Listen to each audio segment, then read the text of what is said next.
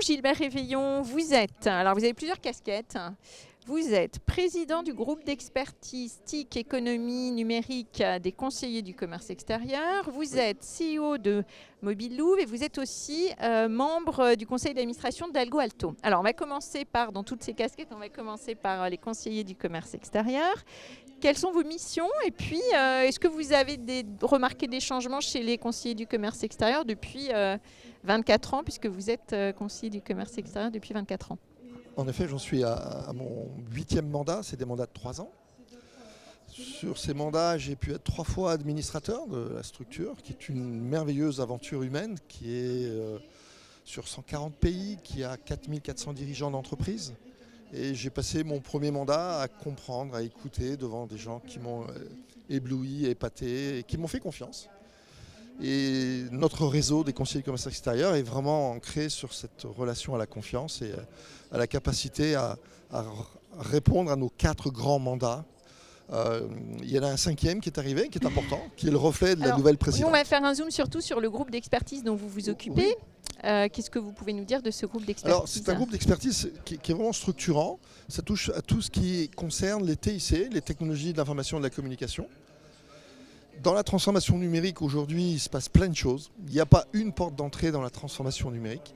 Et d'autant plus, si on veut aller à l'international, il faut être armé, il faut être accompagné. C'est un des axes des conseillers du commerce extérieur, qui est le mentorat. On est bénévole, mais on fait ça de manière très structurée, très intelligente. Et surtout, on est visible et représenté sur une polarisation des grands événements mondiaux, où il y a de l'innovation technologique. Où sont Vous pensez à quels concurrents. événements, par exemple? Alors, en France, on connaît très bien Vivatech. On commence à avoir aussi des beaux relais sur Vivatech avec la présence d'entreprises. À Las Vegas, on connaît aussi. Mais alors, là, c'est le tremplin planétaire, si vous voulez. On peut comparer, mais l'ordre de grandeur n'a rien à voir. Il y a 12 milliards d'impressions d'un hashtag sur Twitter qui s'appelle CES 2023. Le CES 2024 va être encore plus que 12 milliards. C'est un ordre de grandeur où c'est plus de notoriété, d'impact médiatique, de convergence d'investisseurs, de clients, de fournisseurs. Tout ça sur un pôle qui est à Las Vegas. Et là, on représente les conseillers du commerce extérieur, on accompagne des entreprises. Et puis, j'ai le privilège d'avoir créé un village qui est le Web3, qui touche à tout ce qui est metaverse, crypto, tokenisation. La tokenisation, ça va être un enjeu fondamental.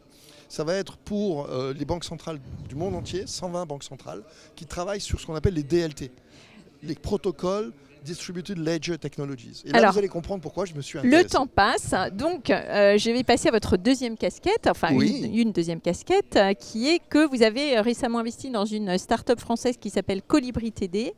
C'est une start-up qui a fait une levée de fonds d'1 million d'euros il y a quelques semaines. Est-ce que vous pouvez nous en dire plus? Alors, Colibri est vraiment le reflet de ce que je vous disais, de cette nécessité d'avoir l'état de l'art, non pas national franco-français, mais l'état de l'art mondial. Qu'est-ce qui se fait de mieux au monde dans le quantum computing? Et là, il y a 2 grandes branches, il y a le hardware et le software. Dans le hardware, on ne sera pas prêt avant 5 à 10 ans. Dans le software, il y a déjà énormément de résultats. Et cette start-up est venue, m'a rencontré, m'a présenté ce qu'il faisait. Et j'étais très fier de pouvoir intégrer le board et les accompagner à l'international. Alors le thème cette année du BIC, justement, c'est la fierté. Et aujourd'hui, lever 1 million dans un bear market, comme on dit, c'est-à-dire un marché qui est baissier. Toutes les actions ont pris une claque. On n'a pas fini de voir ce qui va se passer avec l'augmentation des taux d'intérêt qui ne baisse pas. Donc c'est une performance déjà en soi. C'est une performance exceptionnelle. Alors, on va finir par Algo Alto. Qui est donc expert en trading d'actifs numériques. Ça, c'est relativement nouveau pour vous. Et en quoi est-ce que c'est un défi? Alors, c'est relativement nouveau dans le sens, mais j'ai fait en 2008 ma thèse de doctorat sur les réseaux sociaux virtuels 3D et dans laquelle il y avait déjà des technologies de rupture. Il y avait déjà le $1 million avec Second Life. Et tout ce qu'on voit aujourd'hui avec les métavers, ça n'a rien de nouveau. C'était déjà il n'y a rien de vraiment nouveau. Il y a juste la capacité des ordinateurs à aller plus vite, plus fort, à faire ce quantum computing.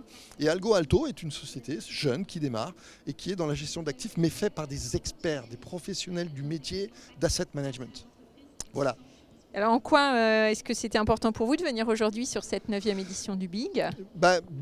BIG amène un ancrage fort de la culture du respect, la culture de la fierté, la culture des valeurs.